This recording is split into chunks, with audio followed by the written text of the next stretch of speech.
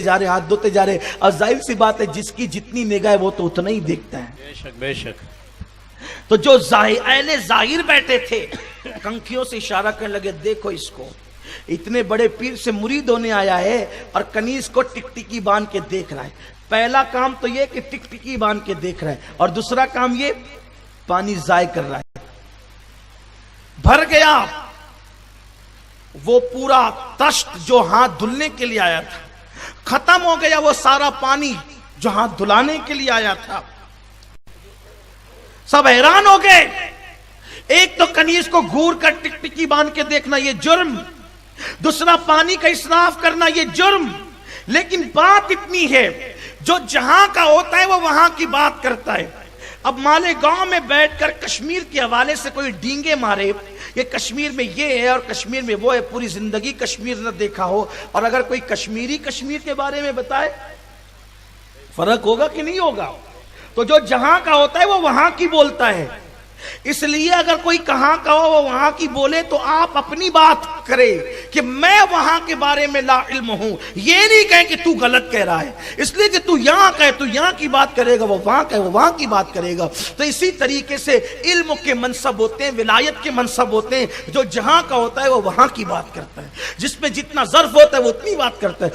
جس میں جتنی صلاحیت ہوتی ہے وہ اتنی بات کرتا ہے۔ تو بابا صاحب نے جب پانی ختم کر دیا اور مالیگاؤں کی زبان میں زیادہ پانی اڑا دیا تو لوگ حیران ہو گئے، ٹکٹکی باندھ کے دیکھنے لگے، اور بابا صاحب نے کھانا کھایا تو پورا دسترخوان کھانا کھاتے کھاتے جو ہے وہ دیکھتا رہا، اور کنکھیوں میں آنکھوں کے اندر بابا کی مذاق اڑائی گئی، لیکن شیخ شہاب الدین عمر سہروردی چپ تھے، خاموش تھے، آپ نے کچھ نہیں کہا۔ بابا صاحب مرید ہونے کے لیے چونکہ آئے تھے تو اس وقت پھر کسی نے ہمت کر کے کہا، او مسعود فرید یہ بتا کہ آخر تو نے کنیز کو اتنا ٹکٹکی باندھ کے کیوں دیکھا؟ کیا تجھے پتا نہیں کہ عورتوں کو نظر بھر کے نہیں دیکھا جا سکتا، اور تو نے پانی بھی ضائع کر دیا؟ بابا فرید فرماتے ہیں کہ سنو نفس کے پجاریوں، سنو سنو کہ میری نظر جب اس کی پیشانی پر پڑی تو جیسے پیشانی پر پڑی لوح محفوظ میں اس کی تقدیر جو لکھی ہوئی تھی،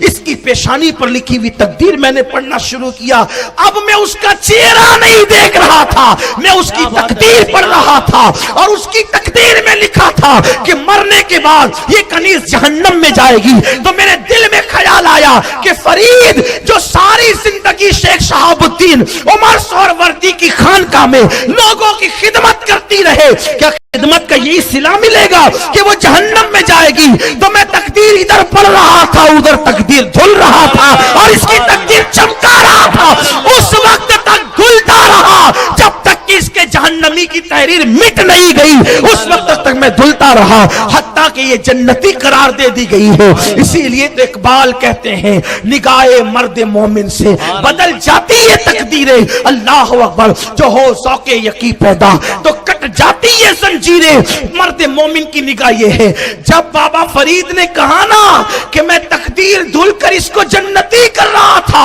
تو شیخ شہاب الدین عمر سہروردی نے کہا مرید ہونے سے پہلے جس کا مرتبہ یہ ہو، مرید ہونے کے بعد مرتبہ کیا ہوگا؟ یہاں آپ کی گنجائش نہیں ہے، کوئی ہم سے بڑا پیر تلاش کر لو، سبحان اللہ سبحان اللہ، کوئی دوسرا تلاش کرو، کوئی دوسرا ڈھونڈو۔ پھر بابا فرید ڈھونڈتے ڈھونڈتے کہاں پہنچے؟ اللہ اکبر، وہی بغداد نے ان کو مایوس نہیں کیا۔ جب ڈھونڈنے لگے، بغداد کے خاک چھاننے لگے، شورا ہوا، قطب الدین اوشی نام کا ایک شخص بغداد میں وارد حال ہے۔ بابا صاحب نے سوچا سب کے یہاں گئے، چلو یہاں بھی چل،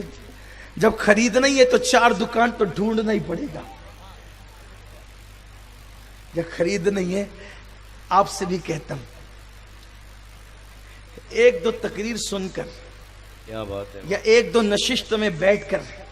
یا چمک دمک کے جبے کبے دیکھ کر مرید مت ہو جایا کر، ذرا دیکھو